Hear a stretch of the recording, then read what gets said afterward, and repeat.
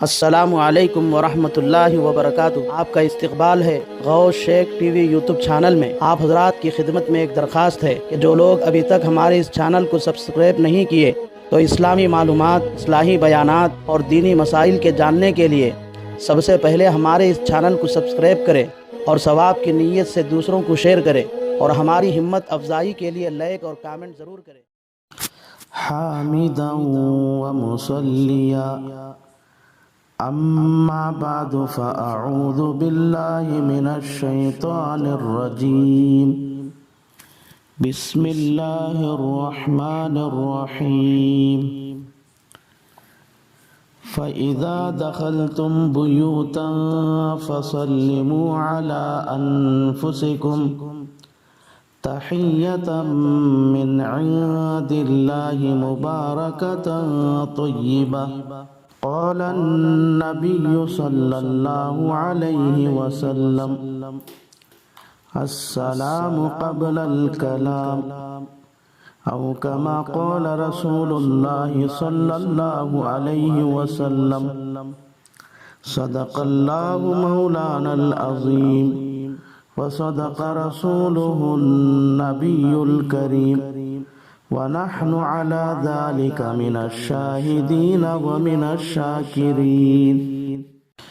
بزرگان محترم، عزیزان ملت، نوجوانان اسلام، پردہ نشین میری ماں اور بہنوں، آج ہماری گفتگو کا عنوان ہے اسلام میں سلام کی اہمیت اور ہمارا معاشرہ۔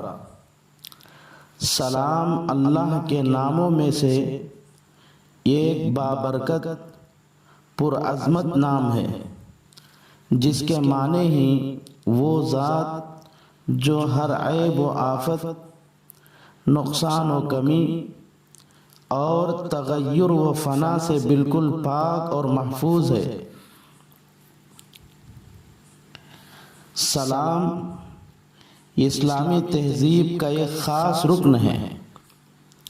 سلام کی ابتدا تو حضرت آدم علیہ السلام کے زمانے ہی سے ہو چکی تھی، لیکن چونکہ امت محمدیہ صلی اللہ علیہ وسلم میں اسلام کے ابتدائی زمانے میں لوگ ایمان قبول کرنے کے باوجود رسول اللہ صلی اللہ علیہ وسلم کے حکم کی وجہ سے اپنے ایمان کو چھپاتے تھے، اس لیے ابتدائے اسلام ہی میں مسلمان ہونے کی علامت اور نشانی ہونے کے طور پر مشروع ہوا ہے، یعنی جو شخص اپنی زبان سے سلام کے کلمات ادا کرتا ہے تو وہ اس کے مسلمان ہونے کی نشانی تھی۔ سلام کے عنوان سے کچھ باتیں عرض کرنی ہیں۔ پہلی بات یہ ہے کہ سلام کرنا سنت ہے، لیکن سلام کا جواب دینا واجب ہے۔ سلام کرنے کا ایک فائدہ یہ ہے کہ سلام کے ہر لفظ پر 10 نیکیاں ملتی ہیں۔ چنانچہ حضرت عمران بن حسین رضی اللہ تعالی عنہ سے روایت ہے کہ ایک شخص رسول اللہ صلی اللہ علیہ وسلم کے پاس تشریف لایا اور آپ صلی اللہ علیہ وسلم کو سلام کرتے ہوئے کہا السلام علیکم اور بیٹھ گیا۔ آپ صلی اللہ علیہ وسلم نے اس کے سلام کا جواب دینے کے بعد فرمایا عشر، یعنی اس آدمی کے لیے اس کے سلام کرنے کی وجہ سے 10 نیکیاں لکھی گئی ہیں۔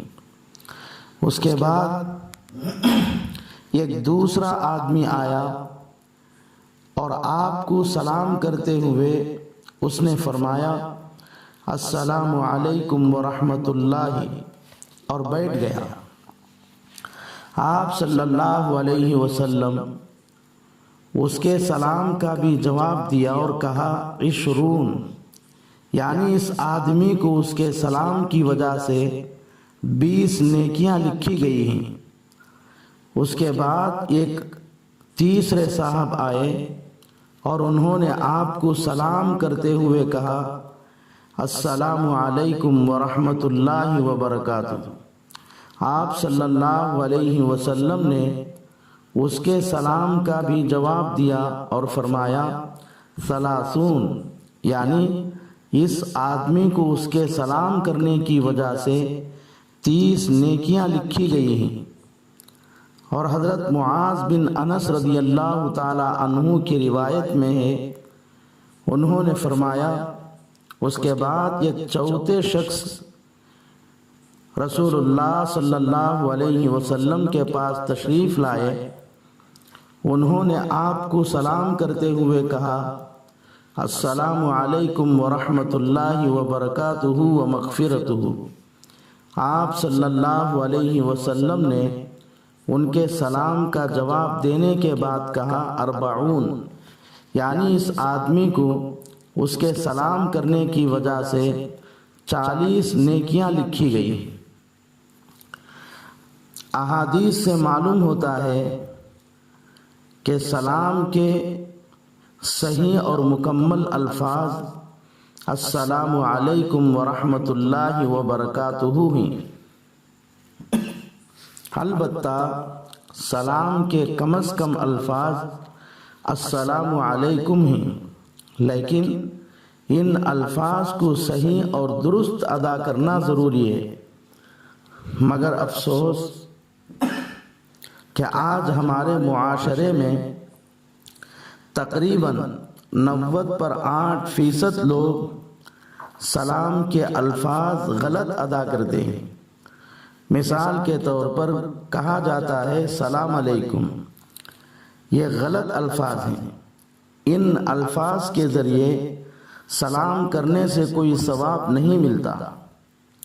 بعض لوگ تو صرف ہاتھ اٹھا کر اشارہ کرتے ہیں، یہ بھی غلط ہے، کیونکہ انگلیوں سے اشارہ کرنا یہودیوں کا طریقہ ہے اور ہتھیلیوں سے اشارے سے سلام کرنا نصارہ یعنی عیسائیوں کا طریقہ ہے، اور رسول اللہ صلی اللہ علیہ وسلم نے اس سے منع فرمایا ہے۔ چنانچہ ارشاد نبوی ہے لا تشبہوا بالیہود ولا بالنصارى، یہودی اور عیسائیوں کی مشابہت اختیار نہ کرو۔ لیس منا من تشبہ بغیرنا، کیونکہ جو اسلامی طریقوں کو چھوڑ کر یہود و نصارہ کی مشابہت اختیار کرتا ہے تو وہ ہم مسلمانوں میں سے نہیں ہے، بلکہ من تشبہ بقوم فہو منہم، جو آدمی یہودیوں کی نقل کرے تو وہ یہودی ہے، اور جو عیسائیوں کی نقل کرے تو وہ عیسائی ہے۔ اس لیے ہر مسلمان کو چاہیے کہ سلام کے مکمل الفاظ صحیح تلفظ کے ساتھ سیکھے اور سلام کرتے وقت سلام کے الفاظ صحیح ادا کرے۔ دوسری بات یہ ہے کہ سلام کرنے میں پہل کرے، کیونکہ سلام کرنے میں پہل کرنے والا اللہ کا بہت ہی قریبی بن جاتا ہے۔ چنانچہ ارشاد نبوی ہے ان اول الناس باللہ من بدأ بالسلام۔ ایک اور روایت میں فرمایا رسول خدا صلی اللہ علیہ وسلم نے، جس کا مفہوم اور خلاصہ یہ ہے کہ جو آدمی سلام کرنے میں پہل کرتا ہے تو وہ تکبر، گھمنڈ اور غرور سے محفوظ ہو جاتا ہے۔ خود رسول اللہ صلی اللہ علیہ وسلم سلام کرنے کے معاملے میں سب سے زیادہ پہل کرنے والے تھے۔ صحابہ اکرام رضوان اللہ تعالی علیہم اجمعین آپ کو پہلے سلام کرنے کی بہت کوشش کرتے تھے، مگر آپ صلی اللہ علیہ وسلم خود پہلے ان کو سلام کرتے تھے، دوسروں کو پہلے سلام کرنے کا موقع ہی نہیں دیتے تھے۔ ہمارے آقا اور مولا تو سلام کرنے میں سب سے زیادہ پہل کرنے والے تھے، لیکن ہمارے معاشرے کا کیا حال ہے؟ ہم دوسروں کو پہلے سلام کرنے کے بجائے ہم مسلمان کو اپنے پاس آتے ہوئے دیکھ کر بھی سلام نہیں کرتے، بلکہ ہم یہ چاہتے ہیں کہ ہم کو دوسرا سلام کرے۔ اگر کوئی ہم کو سلام نہ کرے تو ہم اس کی شکوہ اور شکایت کرنے لگتے ہیں کہ فلاں نے سلام نہیں کیا ہے۔ یہ خیال اور طریقہ بالکل غلط ہے۔ ہم دوسروں کو سلام کرنے میں پہل کرنے کے بجائے دوسرا ہم کو سلام کرنے کا انتظار کرنا تکبر کی علامت ہے۔ اس سے بچنے کی ضرورت ہے۔ اللہ سے دعا ہے کہ اللہ تبارک و تعالی ہمیں سلام کے صحیح اور مکمل الفاظ صحیح تلفظ کے ساتھ سیکھنے اور سلام کے وقت میں صحیح تلفظ کے ساتھ ادا کرنے کی توفیق عطا فرمائے۔